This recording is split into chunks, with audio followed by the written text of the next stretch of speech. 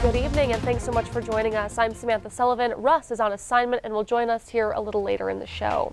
Well, tonight, promising news for survivors of sexual assault as the Department of Justice says the first arrest has been made following Montana's stalemate of untested rape kits. We've been tracking the progress of the Montana Department of Justice's Sexual Assault Initiative Task Force as they aim to collect and test all untested rape kits in the state of Montana. Now, a Great Falls man is behind bars suspected of raping a woman back in 2015.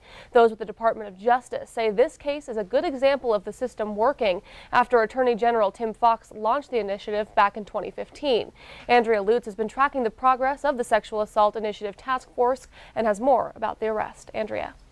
Well, Sammy, a Great Falls man recently arrested for raping a woman back in 2015 has become the first case to lead to charges as a part of Montana's mission to collect a logjam of unsolved rape kits from across our state.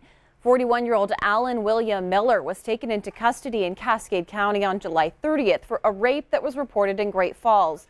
The victim reported the attack happened when she came home from working a night shift at the Walgreens. She told police she was walking to her apartment on 9th Street South in Great Falls. A man approached her, put his hands around her waist and throat, pushed her into an alley and raped her. She never saw his face, making this case hard for police to crack. In 2016, Montana was given a $2 million grant from the federal government to collect all those previously unsubmitted sexual assault kits in Montana.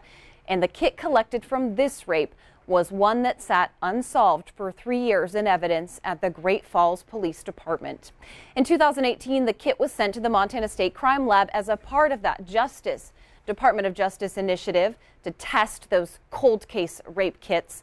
That path eventually led to the positive identification of DNA traced back to Miller.